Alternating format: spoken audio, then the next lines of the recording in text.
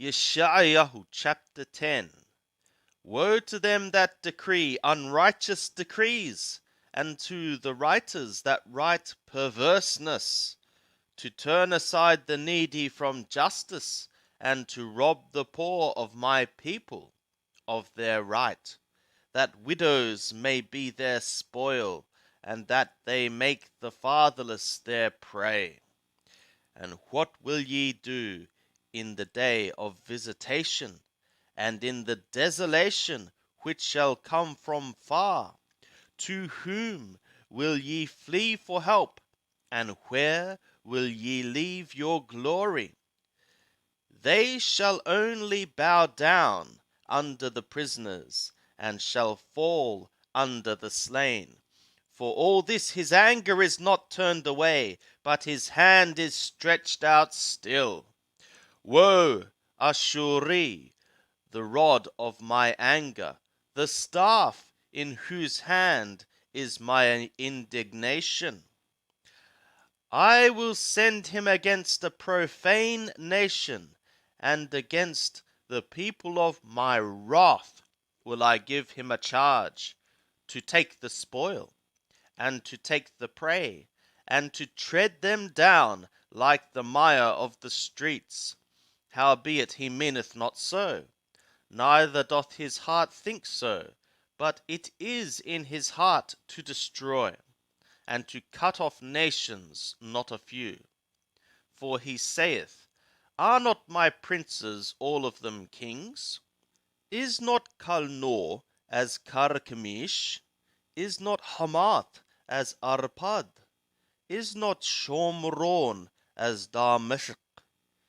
As my hand hath found the kingdoms of the idols, whose graven images did excel them of Jerusalem and of Shomron, shall I not, as I have done to Shomron and her idols, so do to Jerusalem and her idols? For what reason it shall be that, when the Lord hath performed his whole work upon Mount Zion and on Jerusalem, I will punish the fruit of the stout heart of the king of Assur, and the glory of his high looks. For he hath said, By the strength of my hand I have done it, and by my wisdom, for I have understanding. And I have removed the bounds of the peoples, and have robbed their treasures, and like a valiant man I have brought down them that sit on thrones. And my hand hath found as a nest the riches of the people, and as one gathereth eggs that are forsaken, have I gathered all the earth, and there was none that moved the wing, or that opened the mouth, or chirped. Shall the axe boast itself against him that heweth therewith? Shall the saw magnify itself against him that wieldeth it?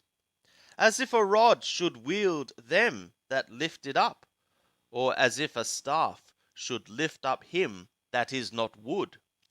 Therefore will the Lord Yahweh of hosts send among his fat ones leanness, and under his glory there shall be kindled a burning like the burning of fire.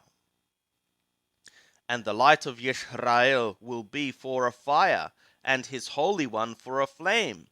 And it will burn and devour his thorns and his briars in one day. And he will consume the glory of his forest, and of his fruitful field, both soul and body. And it shall be as when a standard bearer fainteth, and the remnant of the trees of his forest shall be few, so that a child may write them. And it shall be in that day that the remnant of Israel, and they that are escaped of the house of Jacob, shall no more again lean upon him that smote them, but shall lean upon Yahweh, the Holy One of Israel, in truth. A remnant shall return, even the remnant of Jacob, to the mighty God. For though thy people Yisrael be as the sand of the sea, only a remnant of them shall return. A destruction is determined, overflowing with righteousness. For a full end, and that determined, will the Lord Yahweh of hosts make in the midst of all the earth. Therefore thus saith the Lord Yahweh of hosts, O my people, that dwellest in Zion, be not afraid of the Athuri. Though he smite thee with the rod, and lift up his staff against thee in the way of Mizraim. For yet a very little while, and the indignation against thee shall be accomplished, and my anger shall be directed to his destruction. And Yahweh of hosts will stir up against him a scourge, as in the slaughter of Midian at the rock of Oreb, and his staff over the sea, and to lift it in the way of Mizraim. And it shall be in that day that his burden shall depart from off thy shoulder, and his yoke from off thy neck, and the yoke shall be destroyed by reason of fatness. He is come to Ayath, he is passed through Migron. At Michmash he layeth up his baggage. They are gone over the pass. They have taken up their lodging at Geba. Ramah trembleth. Gibeah of Shaul is fled. Cry aloud with thy voice, O daughter of Galim. Hearken, O Laisha, O thou poor Anathoth. Madmenah is a fugitive. The inhabitants of Gebim flee for safety. This very day shall he halt at Nob. He shaketh his hand at the mount of the daughter of Zion, the hill of Jerusalem. Behold, the Lord Yahweh of hosts will lop the boughs with terror, and the high of stature shall be hewn down, and the lofty shall be brought low, and he will cut down the thickets of the forest with iron, and Lebanon shall fall by a mighty one.